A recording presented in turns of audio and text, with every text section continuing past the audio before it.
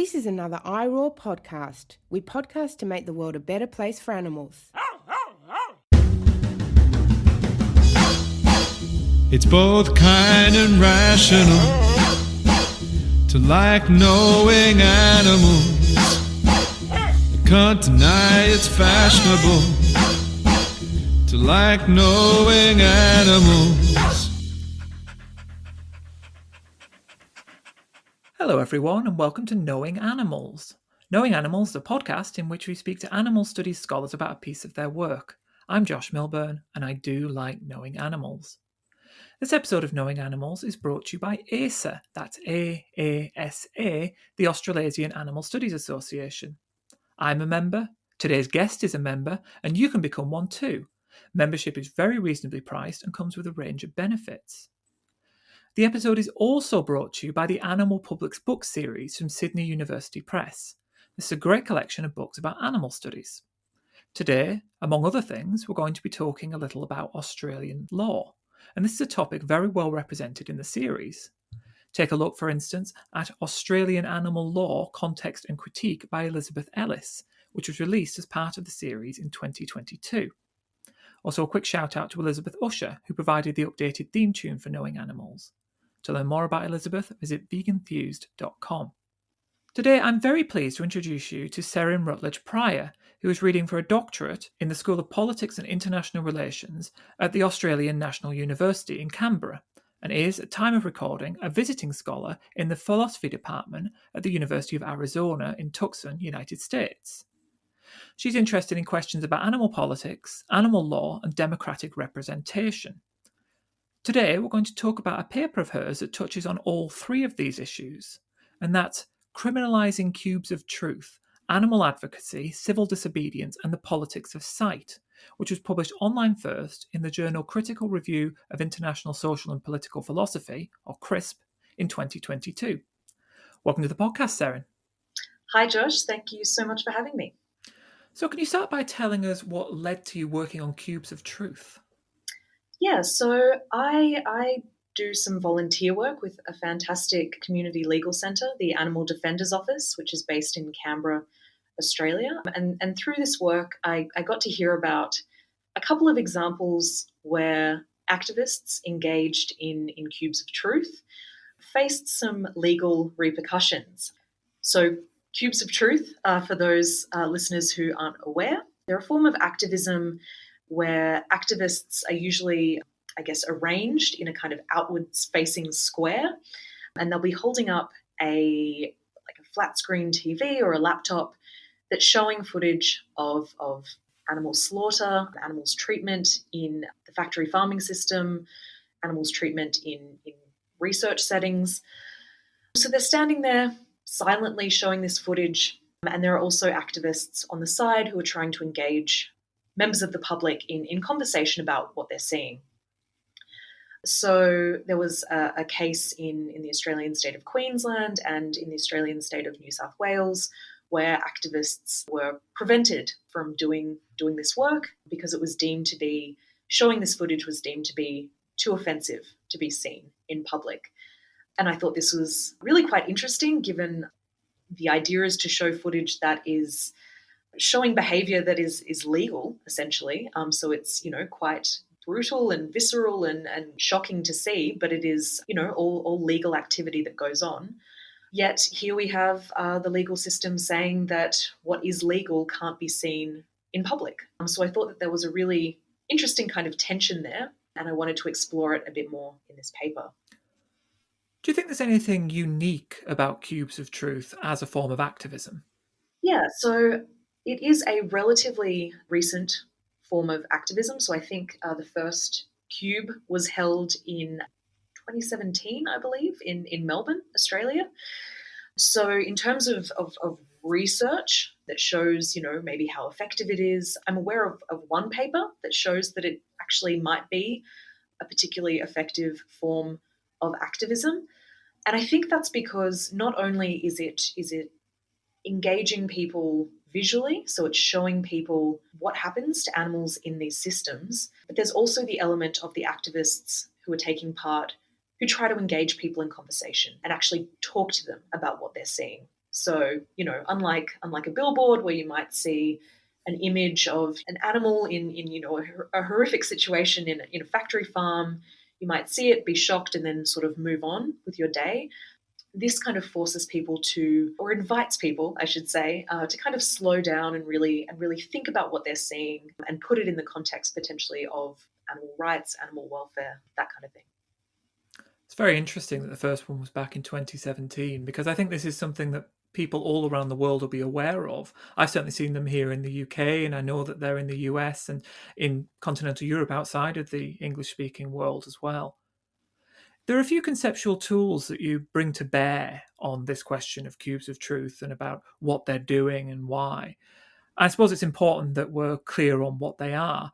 So the first one relates to the visual element that you were talking about, and that's the politics of sight.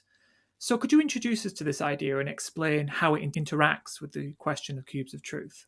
Yeah, so I drew on this really interesting idea of a politics of sight from the work of Timothy Pachorat, an amazing scholar who wrote a book called Every 12 Seconds, where he did ethnographic research. He went into a slaughterhouse in Nebraska. He worked in the slaughterhouse for several months and really kind of got to understand the inner politics of what was going on in that slaughterhouse, and realized that even though this treatment of animals, which was kind of deeply affecting even the people who were working in the slaughterhouse, that they did learn to kind of switch off and kind of treat the job just as an ordinary job and focus on other things. There's a lot in this book, so I really encourage you to read it. But I guess this idea of a politics of sight is, if we kind of break it down, what is politics? Kind of on a very basic level, it's about, who gets what, when, where, and how.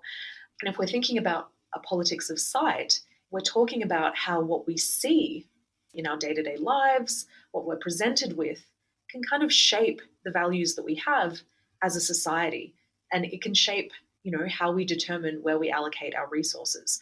So if, for example, we are unaware of what is happening to animals in slaughterhouses, in research facilities, etc., if people are completely unaware of it, then they might not think that it's a worthy area for the public to look into, for policy to be directed at.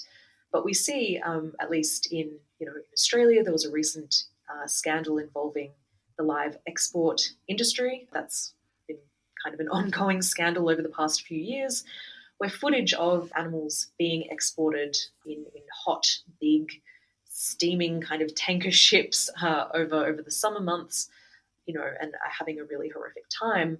People were outraged, and it really was because of what they saw, and they demanded reforms in this industry. How successful those demands for reform have been is another question, but it certainly does get things kind of on the agenda in a way that they weren't before. So, yeah, politics of sight, how what we see kind of influences where we think the resources of society should go, and how the attention of society should be focused. And this ties to the work of Siobhan O'Sullivan, who was the previous host of Knowing Animals, doesn't it? Yeah. So she also wrote a really fantastic book that I would recommend. And in it, she talks about she shows how animals that are more visible to the public tend to receive greater protection in animal welfare legislation. And that holds even across the same species. So you might have a dog in a research facility, a dog who is a companion animal, a dog who is used in shows or in the entertainment industry. And even though that's the same species, this dog or these dogs are going to be treated to different levels of legislative protection. And that seems a little bit inconsistent. And, surely the idea of the legal system is to maintain a certain amount of predictability and consistency. So, yeah, in Siobhan O'Sullivan's work, she really kind of spells out that inconsistency that's happening in animal welfare policy and really challenges it.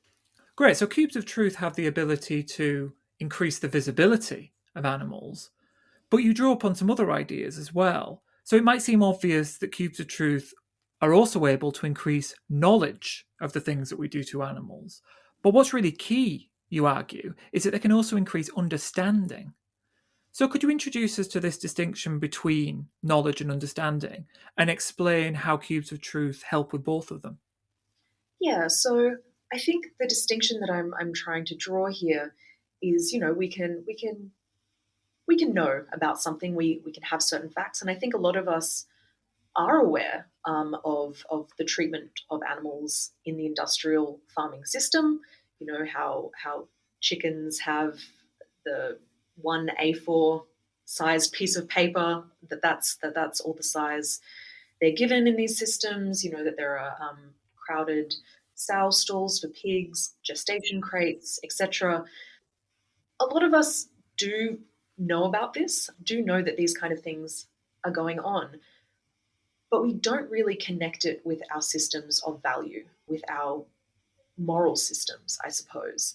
And I think to kind of make that shift from knowing about something to really kind of understanding and caring about it and wanting to take action on it and wanting it to shape our own actions, something extra is needed. So, another example, kind of to take it away from animals, we might hear about a natural disaster that's occurring on the other side of the world and think, okay, well, that's a bad thing, but then move on with our day. It might not be until we see footage, on the news about the horrors that people are facing as a result of floods or bushfires or landslides, that we think, oh wow, this is happening, and this is demanding that I take action. So we might, then go on to donate or something like that. So I think in the paper, I guess this distinction between knowledge and understanding that I'm drawing on, I'm saying that understanding is really connected to our ethics, and it's where the knowledge that we have kind of translates into moral action, and really shapes the kind of people that we are and that we want to be.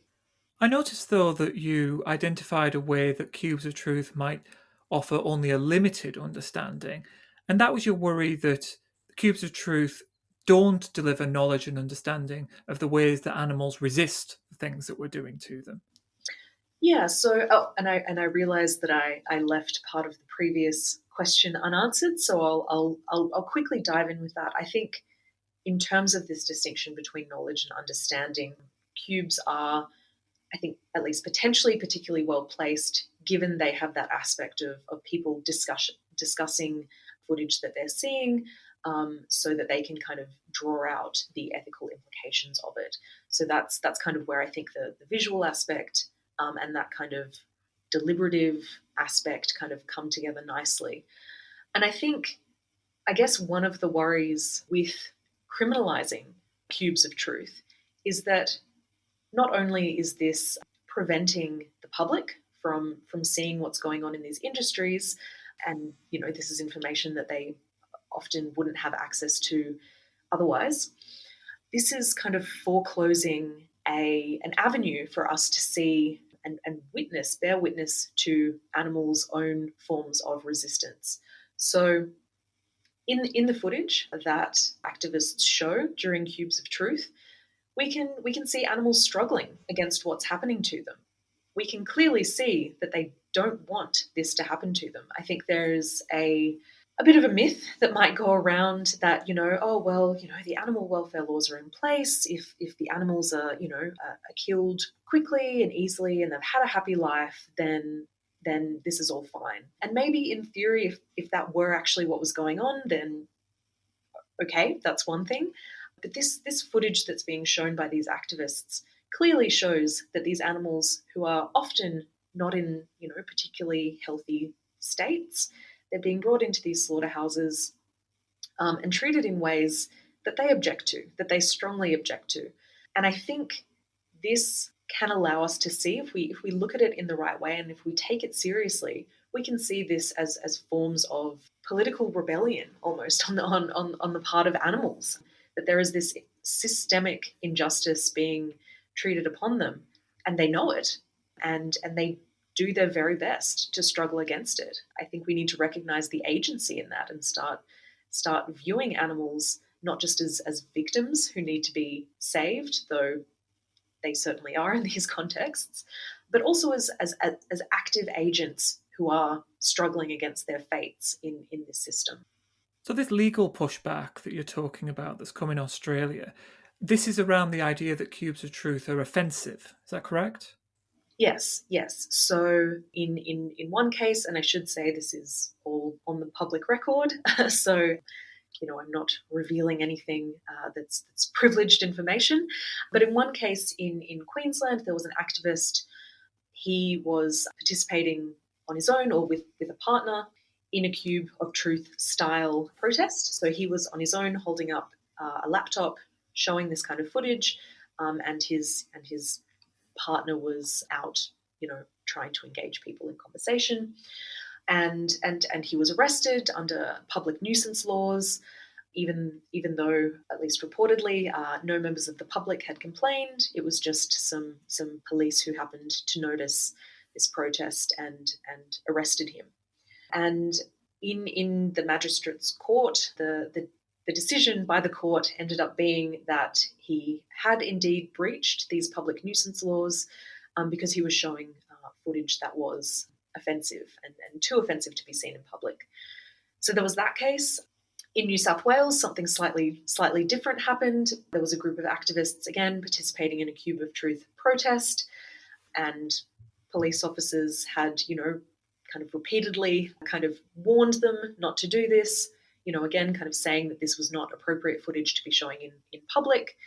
The activists continued showing the footage, and the police were, I'll have to give them credit, a bit creative on this one. They ended up going to the Film Classification Board, taking the footage and getting it classified as R, which means it's restricted, so it can't be played in public if there are, likely to be, especially if there are likely to be children around. And as, in public, there are always going to be children around. This effectively stopped the activists from being able to show that particular footage in public. So two kind of different approaches, two different legal approaches to preventing this footage from being shown in public. But yeah, I guess both of them kind of center around this idea of offensiveness, and that this is not, I guess, in the public's interest to see. At least on the face of it, though, it strikes me that it's plausible that people should be able to go about their business without being confronted by shocking images. And I say that, of course, as someone who's very sympathetic to the goals of Cube of Truth activists. Do you think there should be legal limits on how people engage in cubes of truth? Yeah, for sure. I mean, and I definitely agree, people shouldn't have kind of carte blanche to just, based on freedom of speech, to go out there and show horrific images and footage of, blood and gore. There do have to be limits. There always kind of have to be these limits when we're weighing up the interests involved. However, I think there are several factors at play here that suggest that this response on behalf of the courts and the police is maybe troubling and is maybe unwarranted. Cubes of Truth, while obviously they are trying to engage the public, they aren't, at least in theory and I think in practice, at least from what I'm aware of, they're not doing so in an aggressive way. So the footage they're showing, it is silent. They are not forcing anyone to watch it. I know that there are provisions in place so that, they might be able to cover a screen if maybe children were coming up and approaching them. So there are, I think, relatively easy ways that people can avoid these kinds of protests. If they choose to, they can just choose to walk by and not look. In that sense, it's not in your face, I guess, in the way that certain other types of protest can be. So there's that side of it. But I think if we are kind of framing this issue as one of, just the activists wanting their right to free speech and to protest on the one hand, and on the other hand, we've got the public's right not to be faced with these confronting, though again, I will remind everyone that these are legal operations that are being viewed or that are being presented in the footage. So yeah, to frame it in that way is I think limiting. What these videos are not merely showing blood and gore and trying to horrify people into becoming vegan. There is more to it than that. These videos are showing what is, I think, important political information that members of the public often aren't getting, particularly in the context of there are a lot of laws that are being introduced, so-called ag-gag laws, that are preventing more traditional media outlets from taking this kind of covertly obtained footage and sharing it with the public.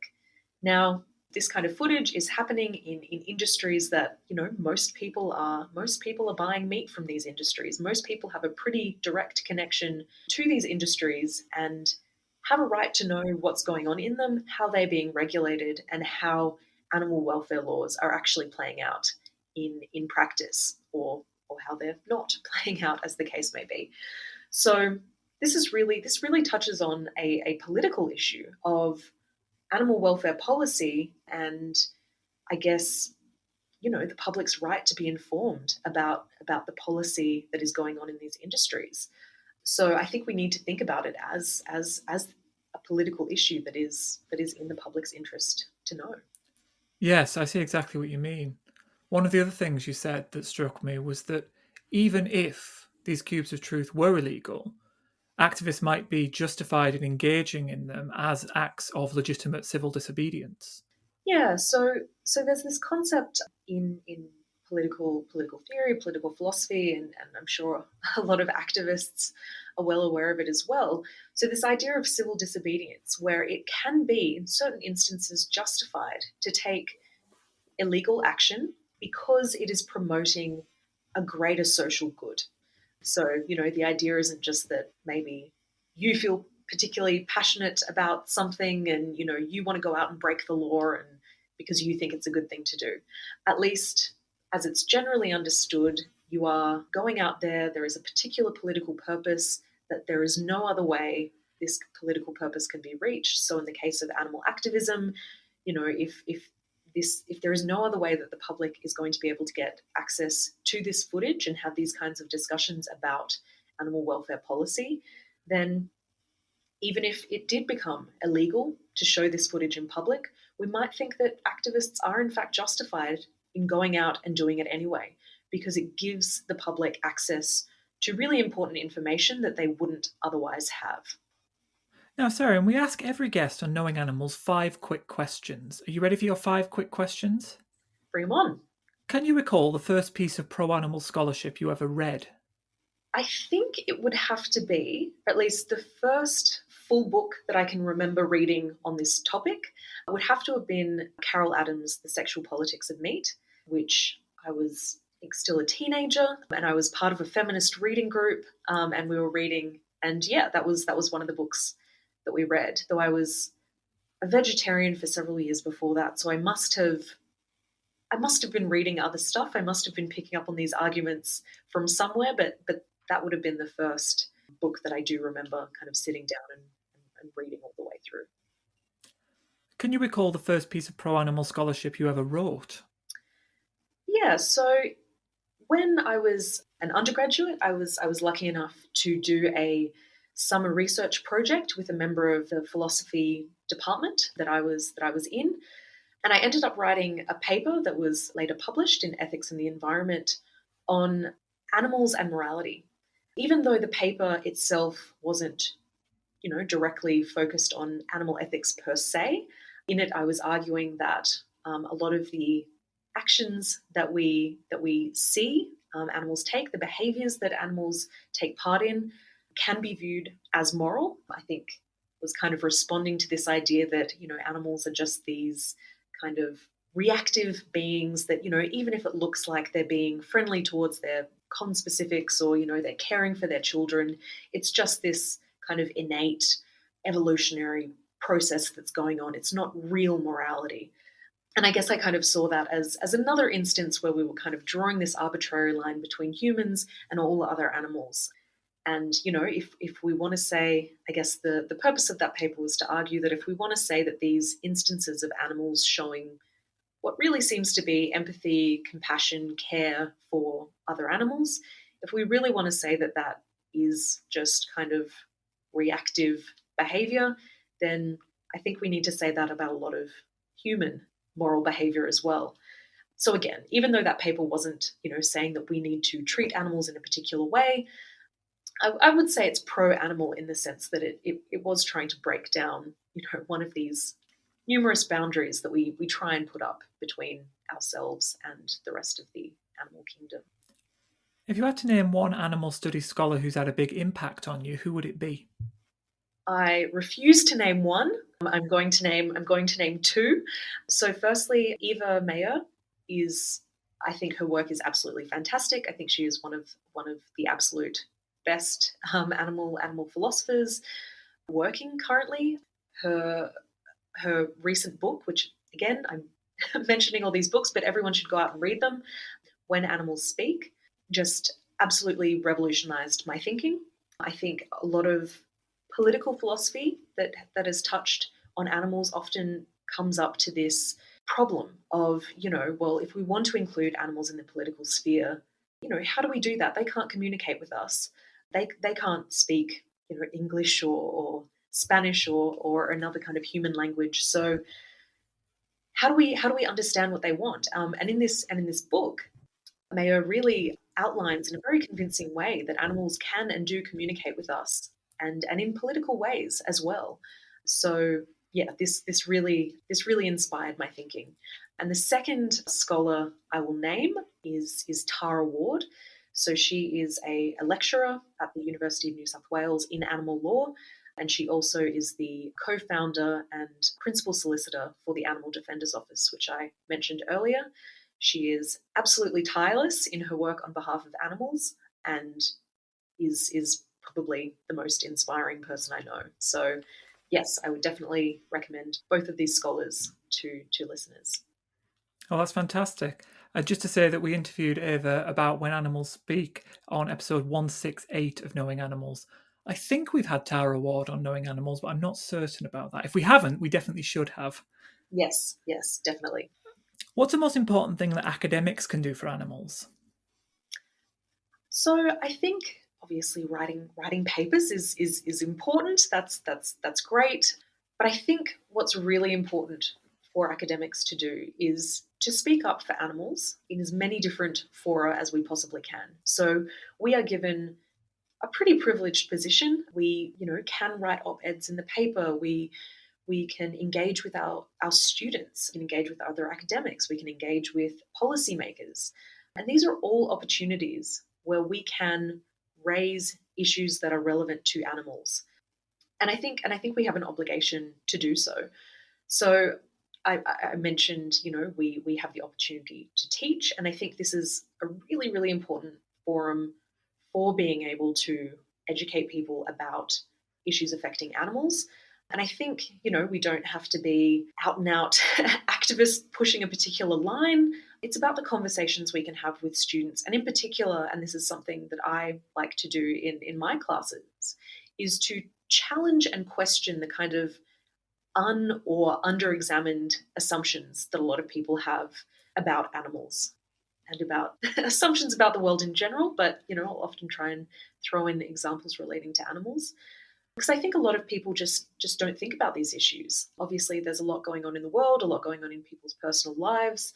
And, sometimes it just takes raising these issues and having a chat about them to get people thinking. And that might not cause change overnight, but, in the long term, these kinds of conversations can build up and produce change. If you had the power to change one thing about the human-non-human animal relationship, what would it be? This is a very tough one. If I did have to pick one thing, I think it would be viewing animals not as for us. So I think, and this is something I've observed a lot, even amongst people who claim to be and say they are animal lovers. Even so, we might think we love animals, but often we are doing so in a very one-sided way. And I think it comes kind of back to that idea of being able to communicate with animals and listen to what they're saying, and ensure that if we do want to have relationships with animals, that it needs to be a two-way street.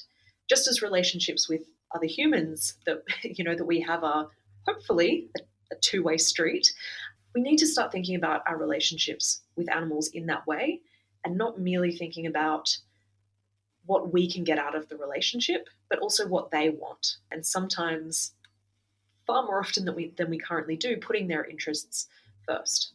What are you working on next? So I'm working on a variety of things at the moment, but I've submitted my doctoral thesis, so I'm waiting to hear back on that.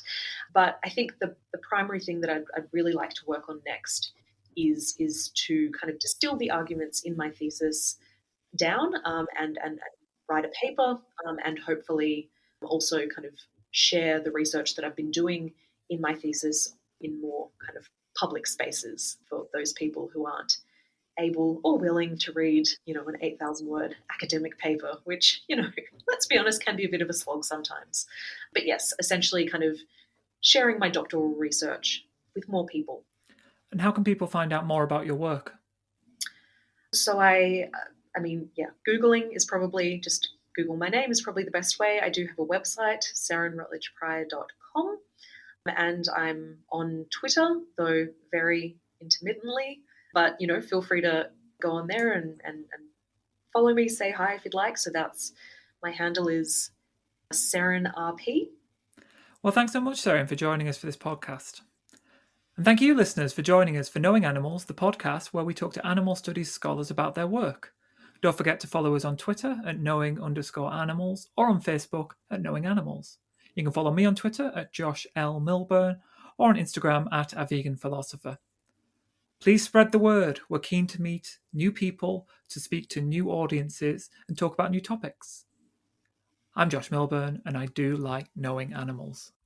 For more great iRaw podcasts, visit irawpod.com. That's IROARPOD.com.